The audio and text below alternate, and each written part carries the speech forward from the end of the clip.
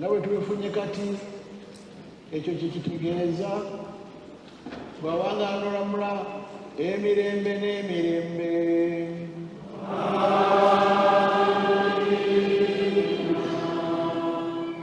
I should be seated for a moment. Thank you, Your Grace. Thank you for reminding us that the Ugandan martyrs were simple young men. They weren't superheroes. They just had one thing going for them, and they were not afraid of God. They were not afraid to follow God. I pray that your preaching seeps deep into the hearts of young people especially, and to all the Ugandans here. Faith always presents challenges. It can even be dangerous, but reminding us that Jesus is with us, that our God is with us to feed us and strengthen us, makes all the difference. We thank you for that gift and encouragement, Your Grace.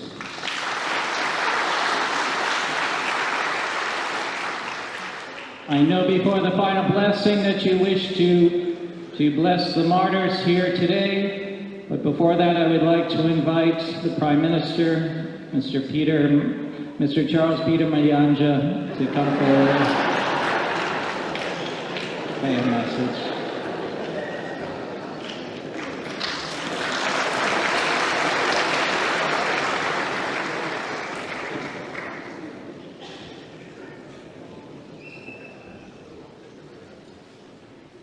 Father Nolan, my name rhymes with the name Michael. So, Maiga, Michael.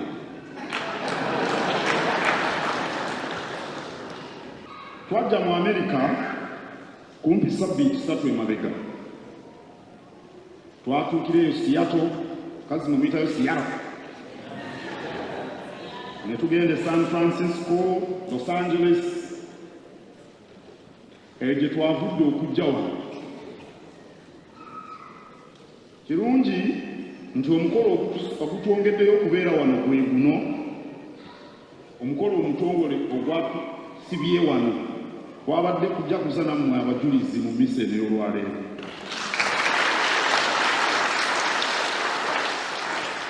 Abeeka twaleka balungi era Ssaabasajja Kabaka antumye nnyo okubalaba.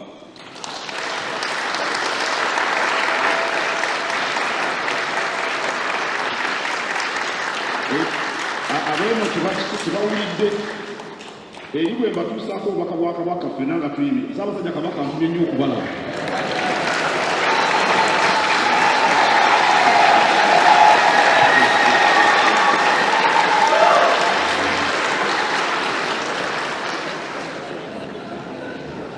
Mbeebaza emirimu gye mukola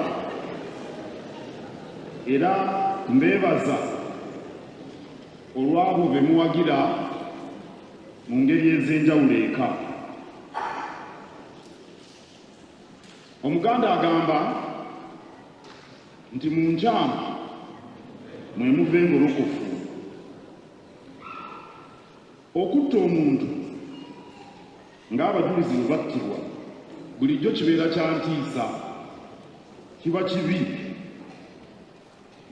Naye ate okufa kw'abajulizi kwateeka Uganda ku maapu ne kibunya n'Obukristo, ne kireka ne bapaapa basatu balambe ewaffe.